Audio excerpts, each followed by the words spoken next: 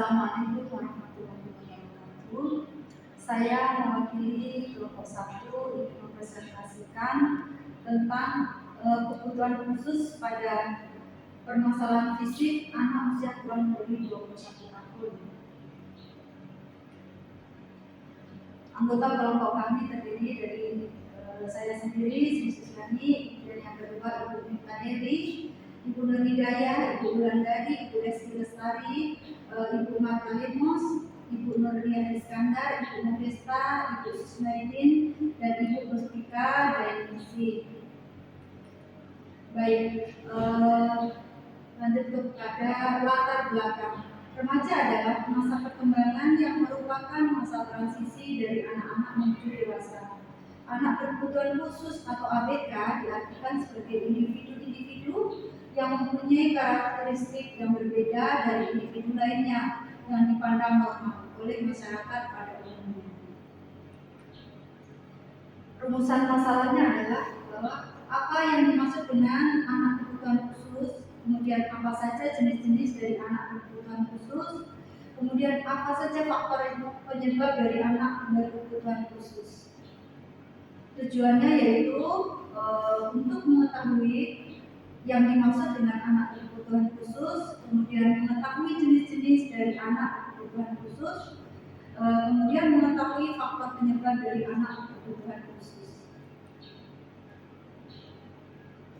Anak berkebutuhan khusus terdiri dari impairment adalah suatu keadaan di mana kondisi individu mengalami kehilangan atau abnormalitas fisiologis dan fungsi struktur pada tingkat organ tubuh atau seperti pada pasien amputasi.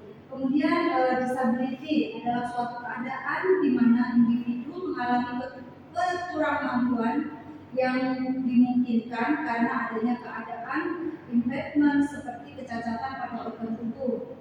Ini contohnya adalah cacat pada kaki, maka dia akan merasakan berkurangnya fungsi kaki untuk melakukan mobilitasnya.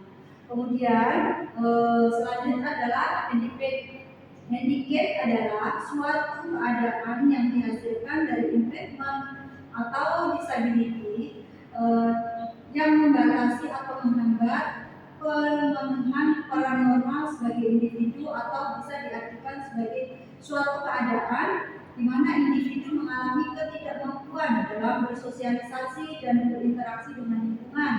Contohnya, individu yang mengalami amputasi, maka mobilitas atau aktivitasnya harus menggunakan kursi roda.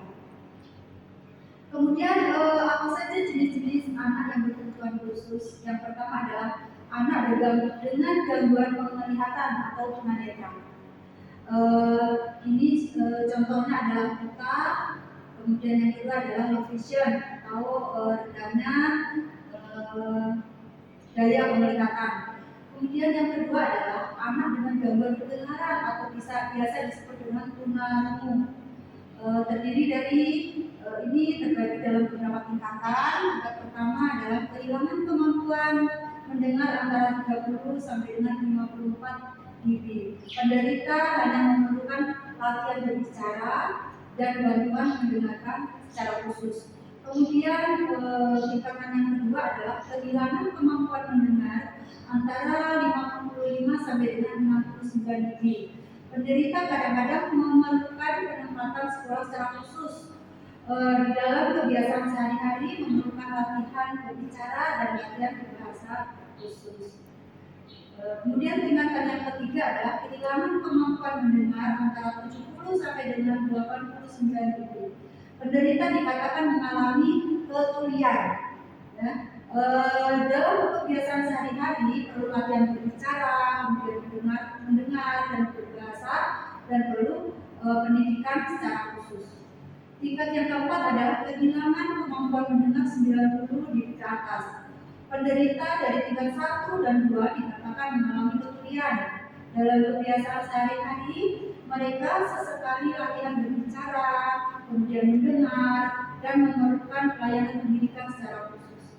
Anak yang kehilangan kemampuan mendengar dari tingkat 1 sampai dengan tingkat 4 pada hakikatnya memerlukan pendidikan secara khusus. Biasanya itu akan disekolahkan di SLP atau sekolah luar biasa.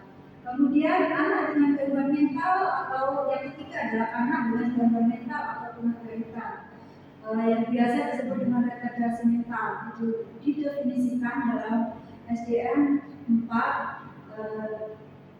Ini termasuk dari fungsi intelektual yang di bawah rata-rata bersama dengan kurangnya perilaku atletik dan biasa terjadi pada usia sebelum 18 tahun. Kemudian yang keempat adalah anak dengan gangguan pada tulang dan otot atau tunadaksa. Kriteria diagnostik gangguan pada koordinasi perkembangan dalam SDM. Kemudian yang kelima adalah anak dengan gangguan tingkah laku atau tunalaras. Adalah anak yang berumur 7 sampai dengan 17 tahun dengan karakteristik di bawah anak tersebut mengalami gangguan atau hambatan emosional dan kelainan tingkah laku sehingga kurang dapat menyesuaikan diri dengan baik terhadap lingkungan, keluarga, sekolah, dan masyarakat. Kemudian apa saja yang menjadi faktor penyebab dari anak yang berkebutuhan khusus? Antara lain adalah faktor genetik. Ini biasanya disebabkan karena adanya kelainan kromosom. Kemudian infeksi kehamilan, usia kehamilan muda, kemudian keracunan kehamilan, dan pengguguran kandungan atau aborsi. Nah, ini adalah merupakan faktor-faktor penyebab dari anak yang berkebutuhan khusus. Kemudian kesimpulan yang bisa kita ambil bahwa remaja merupakan masa transisi dari anak-anak menuju dewasa. Anak dengan kebutuhan khusus atau special need children dapat diartikan secara simpel sebagai anak yang lambat atau slow atau mengalami gangguan retardasi yang tidak akan pernah berhasil di sekolah sebagaimana anak-anak pada umumnya. Kemudian banyak istilah yang diperlukan sebagai variasi dari kebutuhan khusus seperti disability, impairment, dan handicap.